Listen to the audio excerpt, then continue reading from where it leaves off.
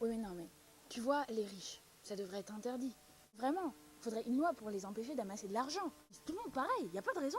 C'est ça l'esprit communiste. Je te vois venir, tu vas me dire « Mais toi, t'es pas à plaindre !» Je t'arrête tout de suite, parce que j'ai prévu de brûler la Porsche de mes parents, dès que je les aurai convertis. Ça, c'est du symbole. Ça, c'est de la politique active. Bon, en même temps, t'as raison. Il y a d'autres moyens de convergence de lutte que de ruiner les Basques à marcher ensemble dans la rue. Bref, ouais, le capitalisme. D'ailleurs, en parlant de Basques, t'as vu les miennes? C'est des vrais.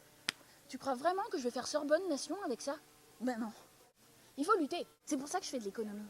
Pour attaquer le système. De l'intérieur. Tu vois, c'est la vocation.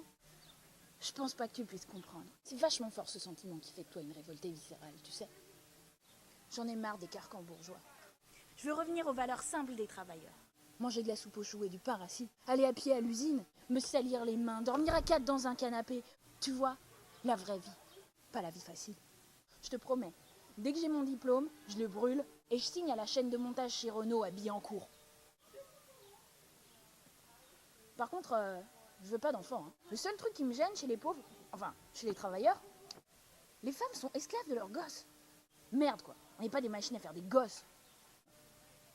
Ou alors, j'engage une nourrice. Je dois me sauver là. On a vernissage. Et puis avant, j'ai poney. Bref, je me sauve. Je te laisse y penser. Salut camarade.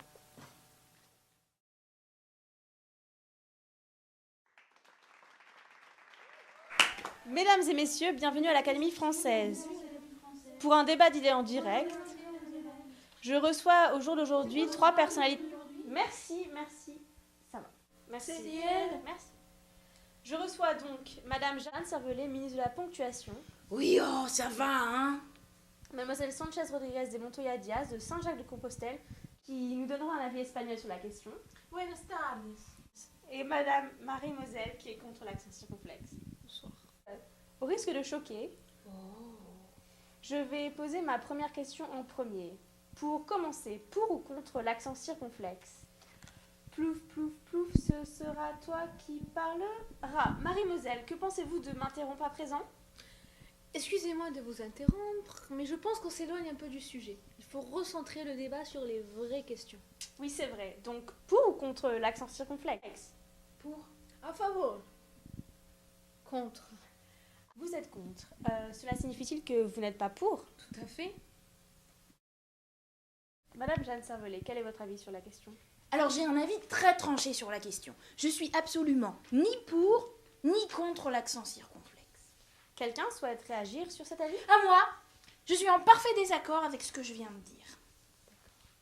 Que pensez-vous à présent de demander un avis espagnol sur la question? Mademoiselle Sanchez Rodriguez de Montoya Diaz, est-ce qu'il existe en Espagne comme en France des mots? Et si oui, est-ce qu'ils contiennent des accents circonflexes? Pues claro que existe, mujer. Y nosotros, pues yo no estoy ni a favor ni en contra tampoco. Pero tenemos que mantener el acento circunflejo, carajo. Enfin, quelqu'un qui pose les vraies questions. Je suis tout à fait d'accord. Ah non, excusez-moi, mais non. Vous avez raison. Cette femme a raison. Bon, tout le monde a l'air d'accord, mais qui n'a pas compris ce qu'elle vient de dire? D'accord. Mais est-ce que vous pourriez à présent tous parler en même temps? Oui, alors dans la prochaine, c'est bonne question. Bien. Le débat est à présent terminé. Le débat fut très agité. Parfois même tendu. Et voire houleux. Mais tout de même très constructif. Ah oui, c'est pas facile. Et donc nous nous retrouverons la semaine prochaine pour un débat sur le poulet. J'aime beaucoup la cuisse de poulet.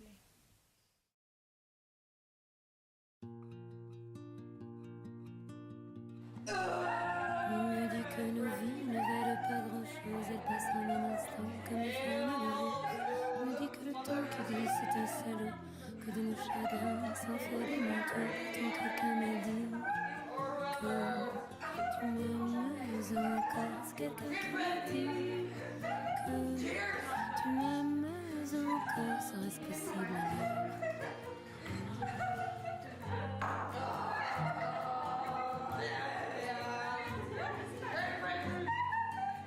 On dit que le destin